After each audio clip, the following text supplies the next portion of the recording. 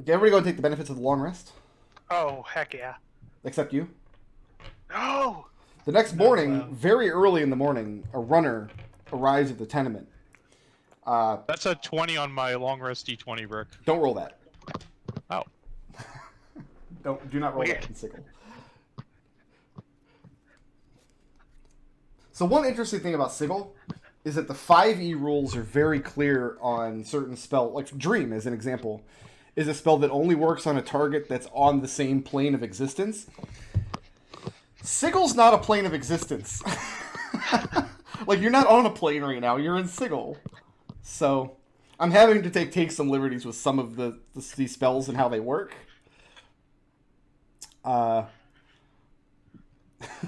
So I'm allowing Dream to work because, like, if Sigil's not a plane of existence, then all of the spells about planes of existence wouldn't work here, which doesn't make any sense.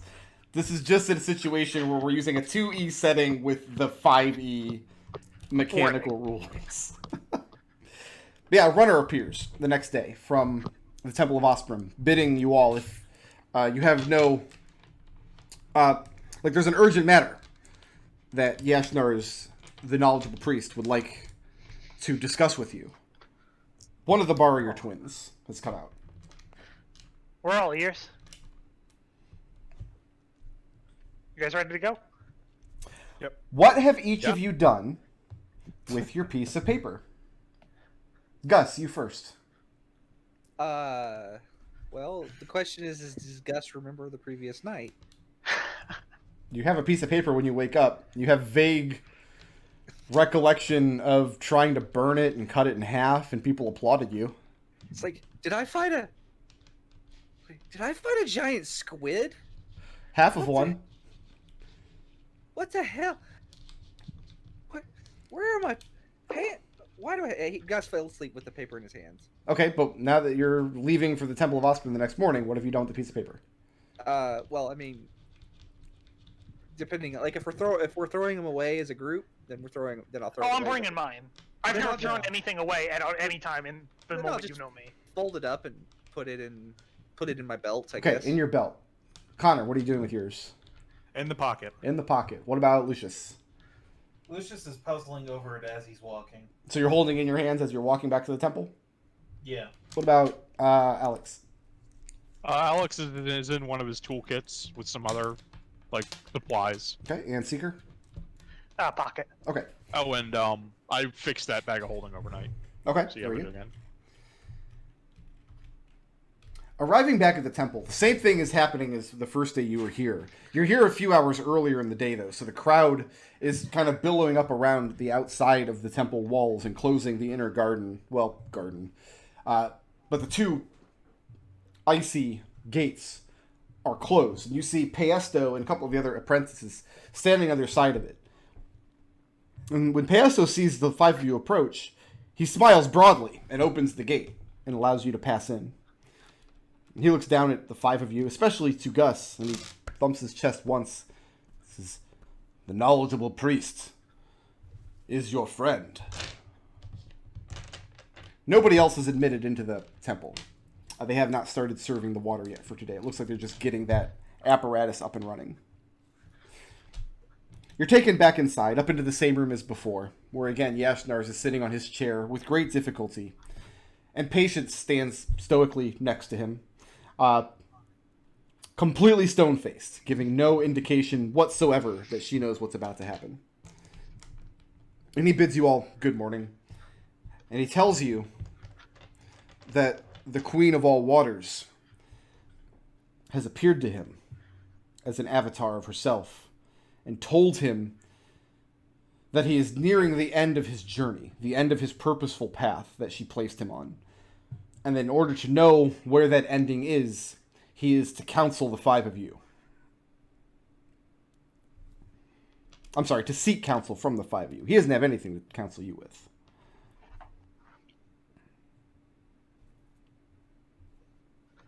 Seeker nods at that and says, "I'm something of a seeker myself." That makes sense. And so he leans back, sits back in his chair. "So I would receive your counsel." How long have you been here in Sigil? And he shakes his head. Many years. He seems much more lucid this time, doesn't he? About the same, because he started out pretty lucid last time, but he started slipping towards the end. Okay. In my experience, the seas may calm sometimes, but that's rarely looked for. They're usually more tempestuous. I would recommend shaking things up. What were you doing before you came here? He tells you that he's had many adventures throughout his life before he came to Sigil. That he was called here by Osprey herself, who had appeared to him as a vision in his dreams ever since his childhood, where he was in part of an orcish war machine. He regales some of the adventures that he's had over the years, which are kind of outside the scope of this campaign. Yeah. And Sigurd just responds once he's done. It sounds like it's time for you to go on one last adventure. Alright, he's not Bilbo Baggins. Calm down. Maybe he is Bilbo Baggins. I don't know exactly how old he is. He looks like a little stretched. He's 11D1. Yashnar Baggins. A little too thin. You gonna finish the quote or just leave us all hanging? I don't know, that's it, I'm done. Oh, Nodal. Leaving quotes hanging is like a punishment for people who have read a book. That's true. That observation is true.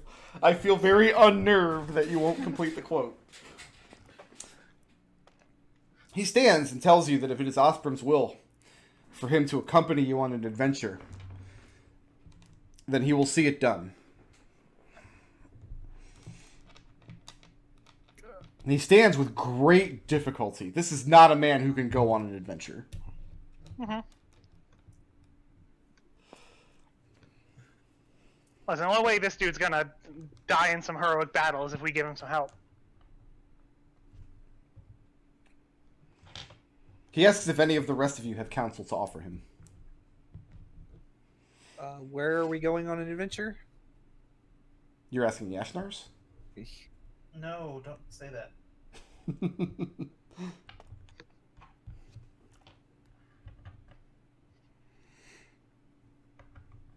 He looks a little disappointed. But We're not entirely certain of it ourselves. Still trying to find our bearings in this city. We ourselves were given a quest from Osprey to come here, and now it sounds like we've met up with you. Maybe we should continue on to that quest. Find the fork of the Kodrashti. See.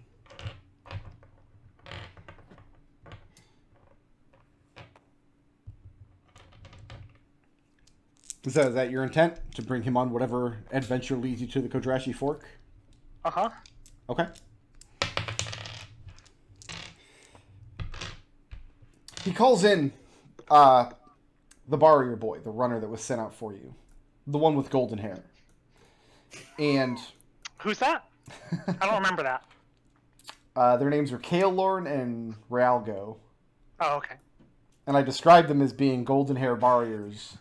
And Yeah. for some reason, Treble decided that Paesto was the one with golden hair. And an eye patch. Yeah, but remember who my two gods are. The At worst the moment. gods. I The feel worst like this gods. worked out properly. So, I have a whole, system of religion set up for the next campaign where nobody's going to get away with any of this garbage anymore. Yeah. I'm gonna rein that in. I need to run my next character idea past you after this. Okay. So the agreement was, well, he calls in the barrier, and he tells him to summon the armorer. He's gonna have some adjustments that need made, and he wants his battle axe polished. And yeah. the barrier, this is technically part of his job. But you can tell that at no point in this man's lifetime has he ever been asked, see to my armor and polish my axe. That's never been a command issued from Yashnars. And he tells, I'll see to it immediately, and kind of bumbles out of the room.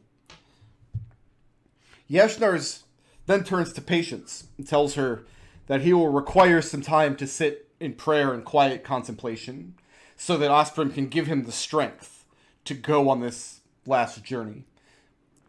And Patience tells him that it will be done.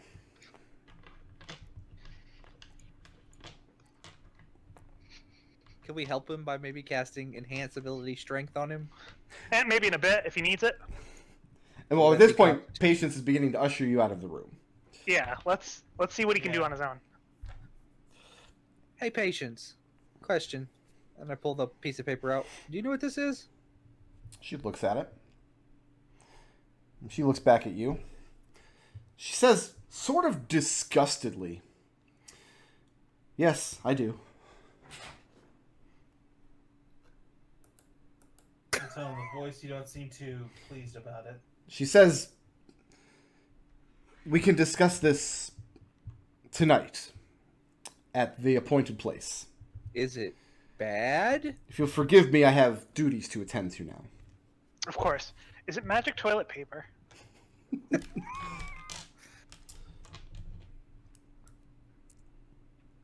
That evening, reconvening with Patience back in... excuse me. You just met her at some like little dive bar somewhere in the hive. Yeah. The little dump truck of a place. Mm-hmm. And she's there when you arrive in the evening. And she's sitting on a table, and she has like a piece of black cloth draped over her half of the table, and her arms are rested on top of it when you arrive. She seems very pleased.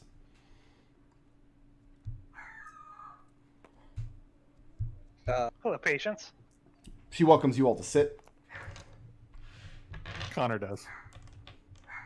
She says, "I trust wherever it is you are planning to take Yashnars, you do not intend to bring him back." Can't imagine he'll survive it.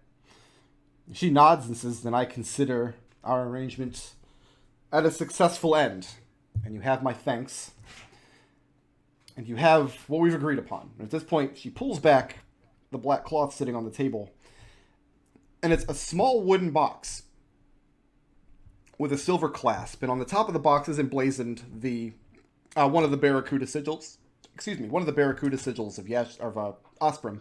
Although it's a little different in its detailing and iconography than either the temple you are familiar with in Dunfoss or what you've seen here in Sigil. This looks like a third branch of the same iconography. She slides the box across the table. She says... Just picks it up. Lucius takes the box. Yeah. She says, "Many years ago, the first time Yashnars began having these dreams of coming to the end of his journey and all that rubbish, we sent Paesto through a portal to his world, the world he originally came from on the Prime Material, to try to locate the source of them. He thought the dreams were divine intervention, sending him a message. I thought that they were somebody from that world attempting to contact him for nefarious purposes. Paesto was gone for more than 3 cycles, and when he came back with stories of having served aboard a flying ship, which I assume is exaggerated nonsense. This item," and she places her hand on the box in Lucius's hands, "is apparently a weapon wielded by the very woman that Yashnars remembers from his youth. I have no use for it. Yashnars certainly has no use for it. Perhaps you can find function for it." Do you want me to identify that, Lucius? Later, when we're not in a public place, probably. Then she reaches into one of the folds of her vestment. She says, "There is an alchemist among you, yes?" Alex will nod.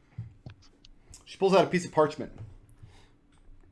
Says, "The ingredients on this list. You can purchase them in the Great Bazaar. Be careful that you're getting each one authentically.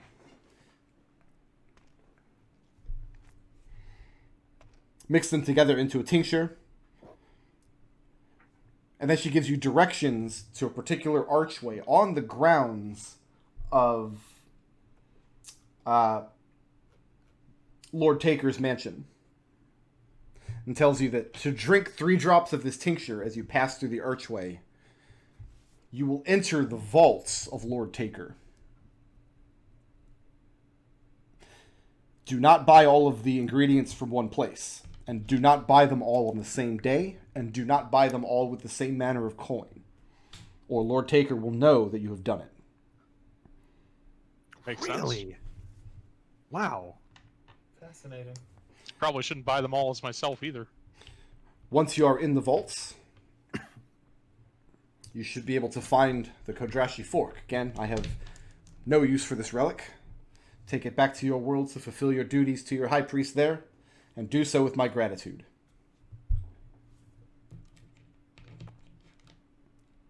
Do you know anything about a staff?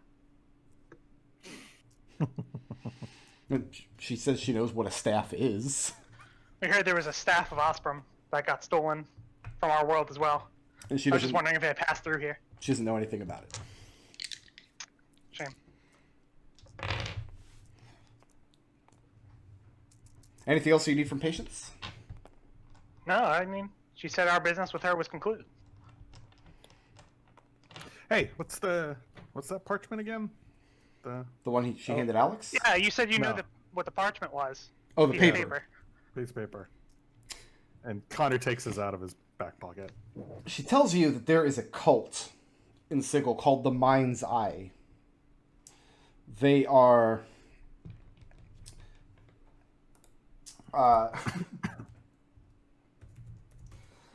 the leader of this cult, and she says the word cult very pointedly, like with great disgust.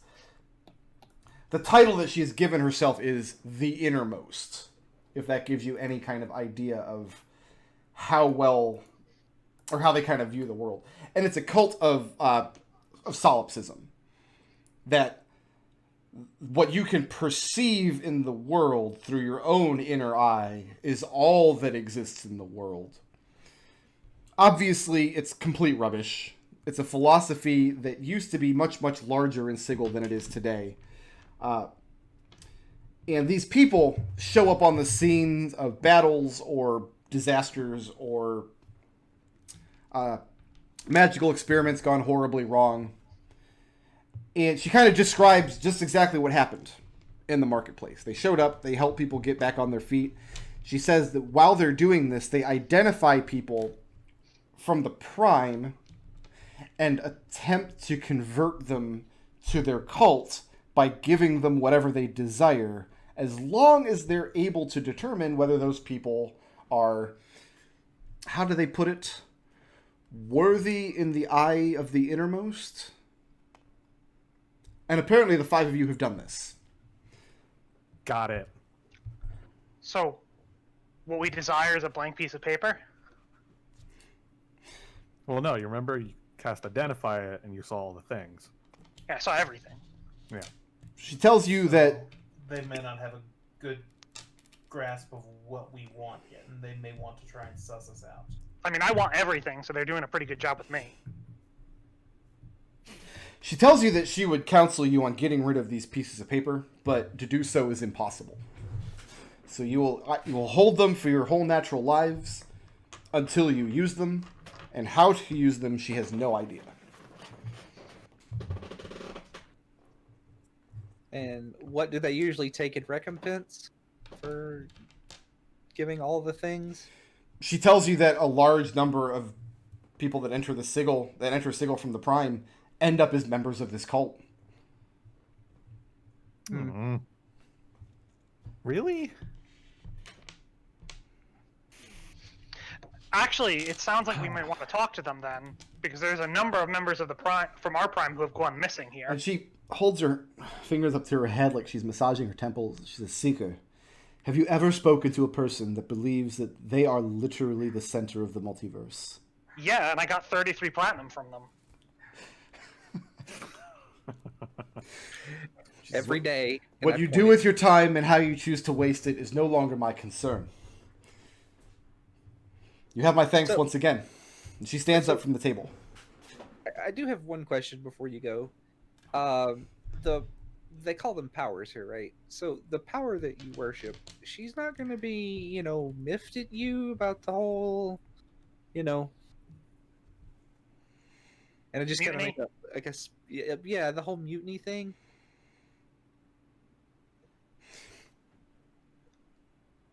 Like you basically She thanks you for your concern.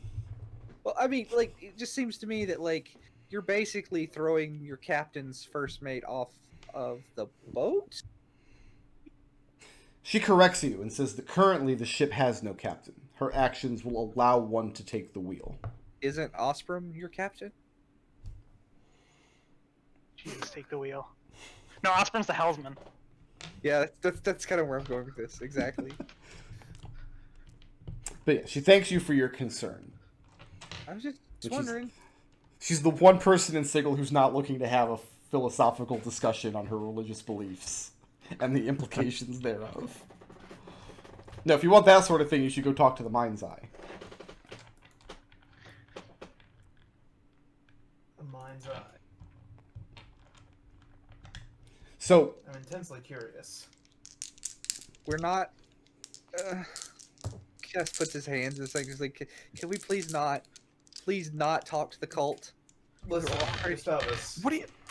With all due respect, Gustavus, you have very little call to complain about roping us into whatever nonsense happens to be in front of us. We have to examine all the leads on the table, Gus. We're investigators, not adventurers. You have a real Here, here. problem, Seeker. Listen, we need an intervention. You need to you have an addiction with getting entangled into gods, goddesses, and cults.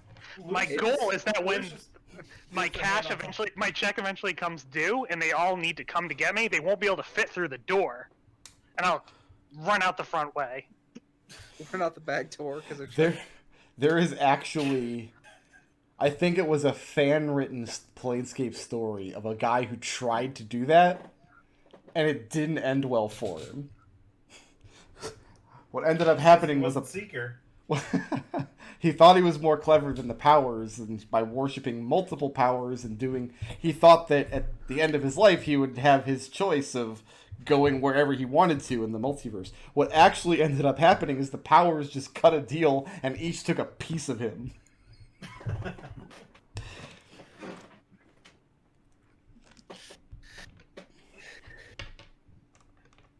No, but yeah, Right. no. Once we get to a quiet place, Lucius will sit down with Seeker and open up this box and see what's inside.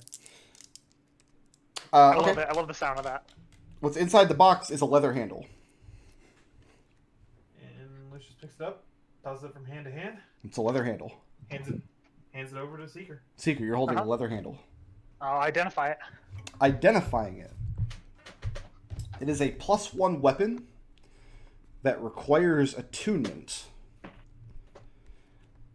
And as part of a short rest, so 1 hour of dedication to it, it can take the shape of any basic one-handed weapon in the player's handbook. Basic being literally basic, I mean, like a sword, a spear, a whip, a staff, but not like a gun. but not a gun, not a crossbow. Got it. Nothing that requires ammunition. One-handed melee weapon. All right. And Seeker comes out of it and says, "I think it sounds like some Gus work." And I I'd pass actually it really over. use a magical weapon, but You have a gun. yeah, but I can't shoot a gun at something that's right in front of me. The gun shoots magic. If you you want want the it, you feel free. But You want the cutlass? yeah, I'll take the cutlass. Okay. You can even keep the cutlass to your thing where you can snap your finger and get it back if you need it. It's just it might do me a bit of good if I'm ever caught in a spot where I can't shoot things. I Right. do like to pin Alex down in melee range. That's something Alright, that I purposely go out of my way to set up. This seems like a good deal to me. I Alex just gets need a cutlass. magical weapon to be effective in melee. That's the only thing I'm lacking. Sure, no, this seems like a fair deal to me. I was actually thinking you should pin your pull thing to this thing, Gus. Well, I think Gus gets like 4 of those. What? Oh. I get 2. Oh, there you go. I think here's one. Yeah. One. Currently, I've got the cutlass and the halberd. Yeah, this can be a halberd. So to clarify what this weapon does, kind of at the end of a short rest, you decide what shape the weapon will be, and from there you can kind of like a light switch turn on or off whether it's you're just holding the handle or whether the weapon is active. So if you decide to turn it into like a one-handed sword, you can carry it around as just the handle, and then in battle use a bonus action to summon the sword blade. But you cannot use a bonus action to make it shapeshift into a different weapon. Does that all make sense? Yes. Okay.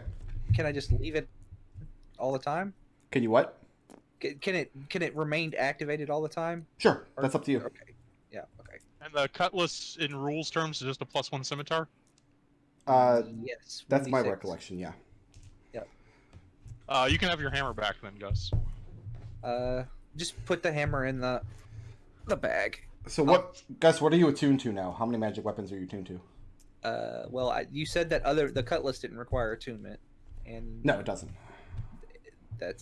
So this is it. This is the only magic item I'm going to be attuned to. Okay. Yeah, how many attuned magic items do we even have? This is I it. don't have any. My gun, but that's kind of a gray area in terms of magic item.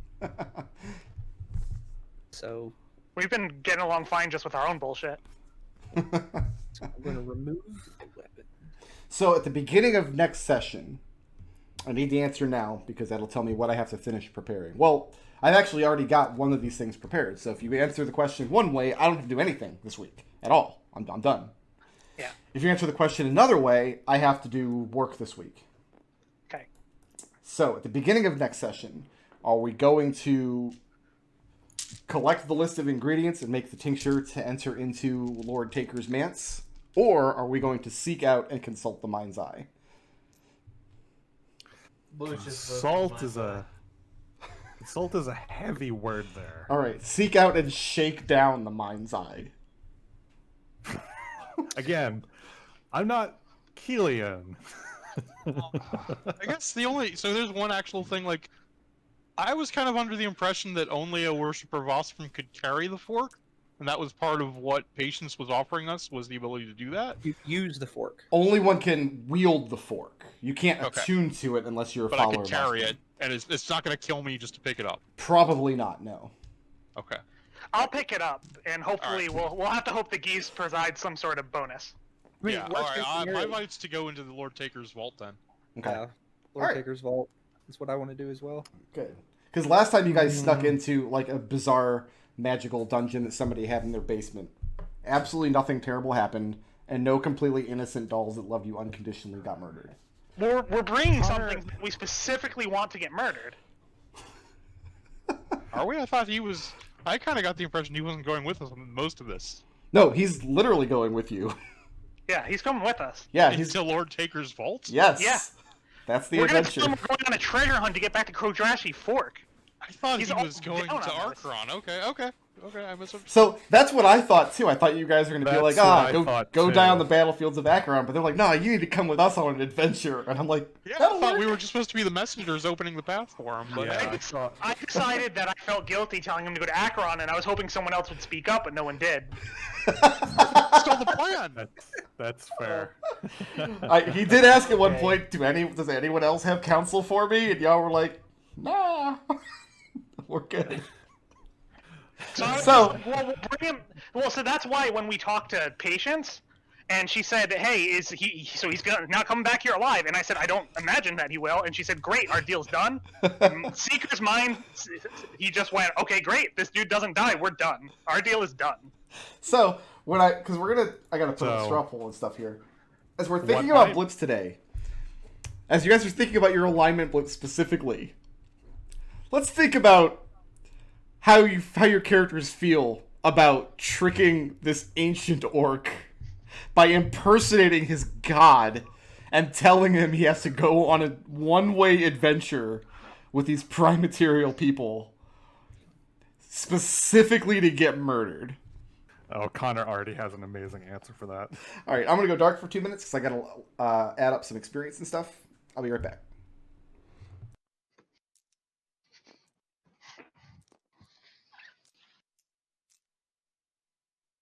All right, who's the most creative? I should get all 4 blips for having you guys making me do the literal most uncomfortable thing I've ever done in D&D. You should have been like McDohl. McDohl just said what his intentions were. You're the one who buckled in. I, for one, am impressed by you.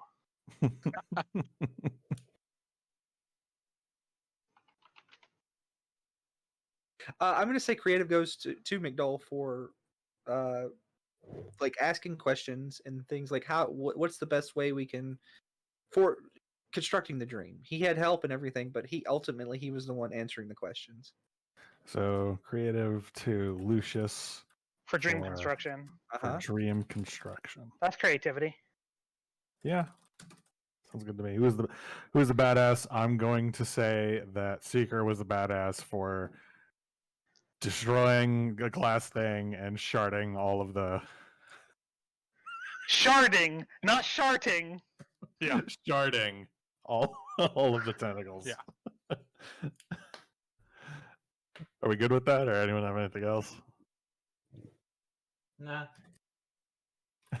All right. Party goals. I'm gonna give that to Gus for taking one for the team. Gus for the date. Gus for the date, I think. All right, and intangibles.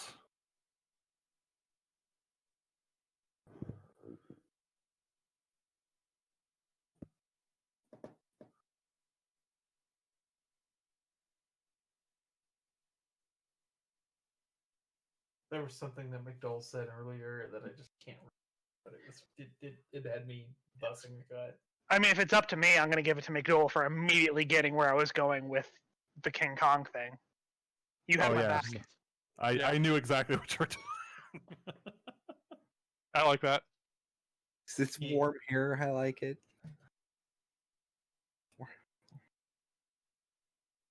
So it goes to Connor for understanding what Seeker was doing as King Kong.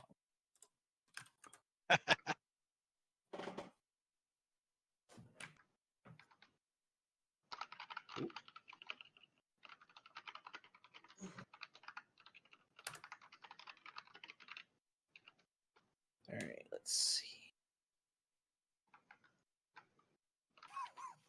So I have. What are you giggling about? When my time comes, you will know. It's going to be great.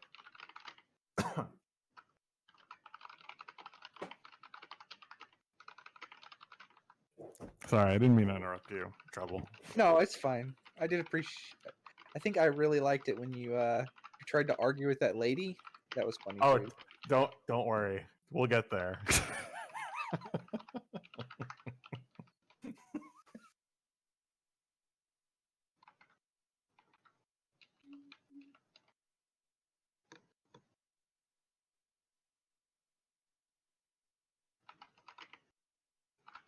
So the way I'm writing this down, Destil, is I've still got the cutlass listed on in my inventory because that way I still have it like written down that I have it set for my weapon bond. Sure. Oh. Yeah, sorry, my class feature means I can't get a good attack bonus from not using a magic weapon. So No, I understand. It's fine.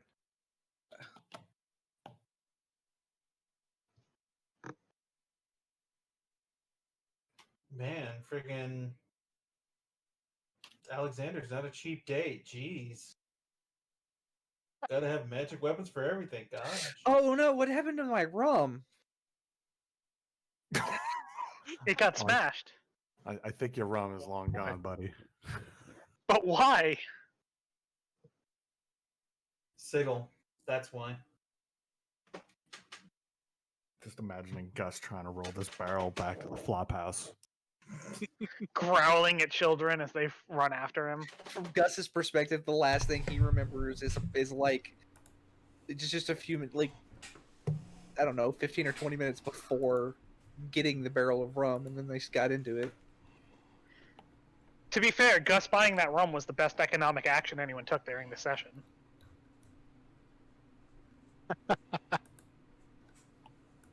All right, who wants some experience points? Oh, I do. I haven't added them yet, actually. 4 divided by 5. All right. right. Take up them. Oh, Well, what happened was I went out to the fridge to get a fresh Gatorade because it's friggin' 90 degrees in this room and I'm sweating. yeah. And one of my dogs had pooped on the floor, so instead of adding your experience, I had to clean up dog poop. Great. Gross. I did some really dumb addition. 880 experience points for the tentacle fight. Okay. I did have a contingency plan for if one of you guys like jumped into the portal or squeezed in somehow. Yeah. That would not have gone well for you, so thank goodness nobody attempted that. So I almost considered it because I was going to turn into a sperm whale. Gross. Now, I do feel from a lore perspective, because I did some consulting before designing all the encounters with the Osprey Temple and with patients and whatnot. Yeah. With our good friend Nick. Yeah. And Nick told me, like, okay, here's what you know about Riot's daughter is, first of all, her name is Panic. And she is exactly as much of an anarchist as her mother is, but because she's rebelling from her mother, that means she's loyal to the temple and is pretty straight. That is exactly what I picked up. No, I love it. 100% my impression. So both of you did an incredible job because That was also my 100% impression. picked it up. So what? I get what's going on here. It's great. Because Yeah. it's the nature of Tieflings to give themselves names. Like Riot isn't Riot's real name either. It's Calivia. So her given name was Panic, but she changed her name to Patience. Like that's the Tiefling name she gave herself. So I'm glad that we had that in there. Yeah. No, yeah, 100%. The hobgoblin that Yashnar was dreaming about was actually Razu. That was McDohl's character from the last campaign. Not sure if anybody. Wait, really? Surprise face. I thought that was Eldov. No, Eldov is the skeleton man that you guys killed. Right. All right, who wants some blips? Connor will go. Connor. This is going to be great. All right. Mhm. Alignment, neutral good. Good acts exist beyond the realms of order and chaos. He helped people during the disaster. Yeah. Ideals. I must warn everyone of the very real dangers of Fey and Fiends and Fey and Undead and Fey and other monsters. For accusing the woman, when we were helping people during the disaster, that she was a Fey creature. Flaws. Subtlety and diplomacy are not in my lexicon. For arguing with the nice lady who wanted to help people recover people from the disaster. Thank you very much. I mean, to be fair, she is trying to indoctrinate you into her cult. I know. I mean, you weren't wrong. All 3 blips, 1 scene. Okay. Fantastic. Excellent. Who's next? I'll go. Seeker. I got good is only taking from those that can afford it. Chaos is taking them for all they're worth. For taking the 33 platinum from the dead man because I earned it arguing with him. I rolled to see if anybody saw you rob that dead man. I don't care if they did. I will tell them exactly what happened. No jury in the world. Would anybody actually care in Sigil? Oh, yes. I mean, yes, in the sense that everybody will have a different opinion on what Seeker was doing. Here, let me clue you in on this. The boss of the town is named Lord Taker. No. The boss of the town is the Lady of Pain. Yep, and there were no portals involved, so I think he's fine. She's not the boss so much as the hazard of the town. I wouldn't say that out loud too often. What else you got? Alright, I've got opportunities everywhere if you can see it. For when patients started saying, listen, have you ever done, and then just naming something that she considered a completely worthless action, saying, yeah, I did, and I got 33 platinum out of it. And anybody can be fooled except for me for taking the front and the ruse while talking to Yashnars. Okay, who's next? I'll go. Lucius. I've got my alignment, lawful neutral, take your place in society, work well for your fellow people, and take care of your own. For first, where's the fuzz? Okay, no fuzz coming. Let's go. Let's help people. No fuzz. All right, I have my ideals. Knowledge is paramount for obsessing over this mind's eye paper.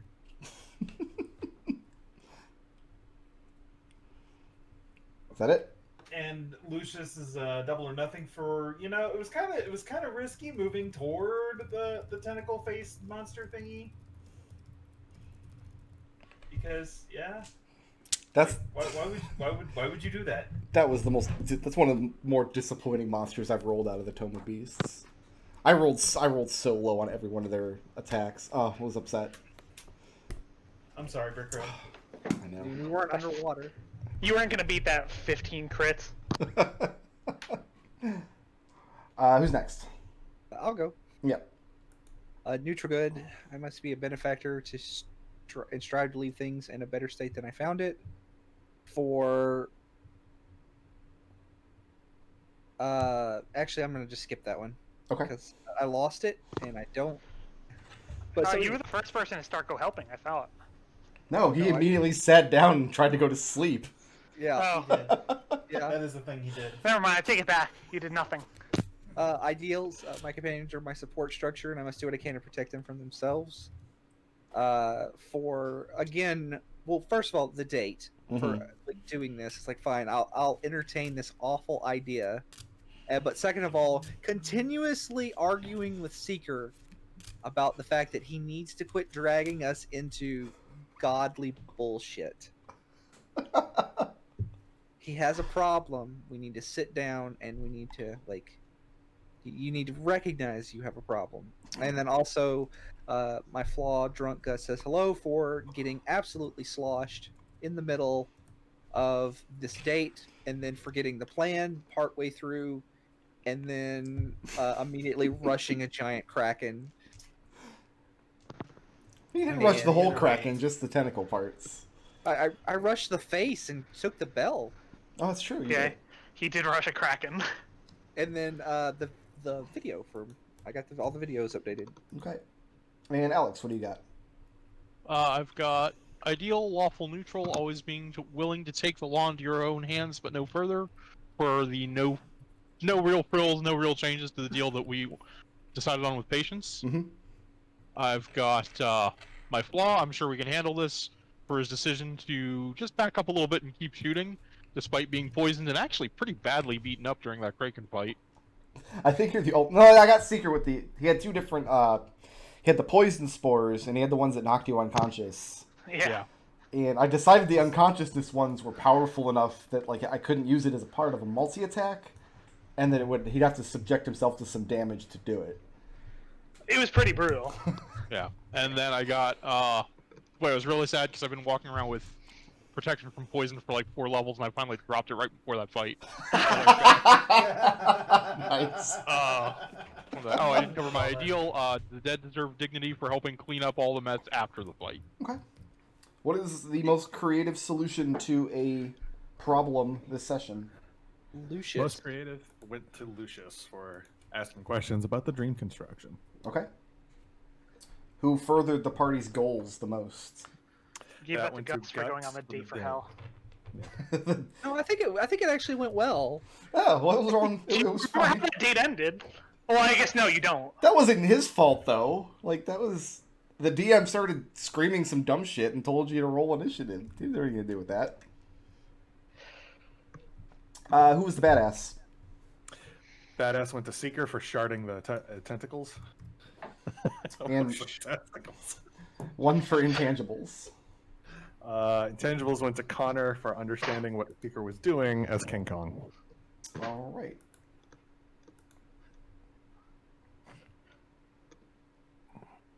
Okay. I have someone in one group of friends whose literal job is to translate me.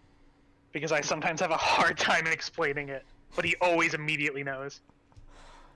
All right, and Gus has our straw poll for the week. So, what are... We're level 9?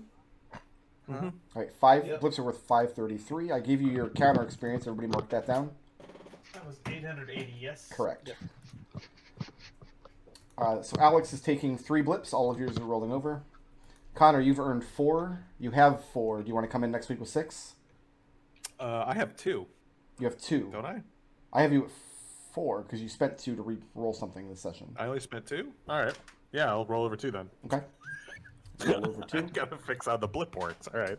Gus, you earned 5. You have 2. Do you want to come in next week with 6? Yes. All right, so you're rolling over 1. Lucius, you have 6 and earn 4. Seeker, you have 4 and earn 4. Do you want to come in next week with 6? Yeah. So you're rolling over 2. All Yep. right. So next week we're going. So I don't have to prep anything with the mind's eye. We're going Not yet. directly into Lord What's a blip Taker's worth? Mitts. 533.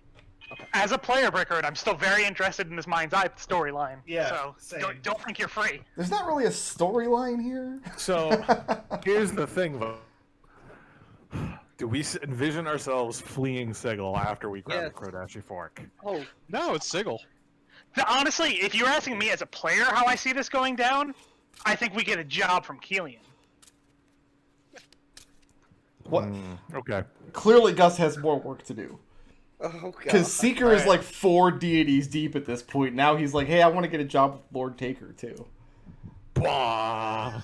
All right, that's it. I'll see everybody next week. Uh huh. See ya.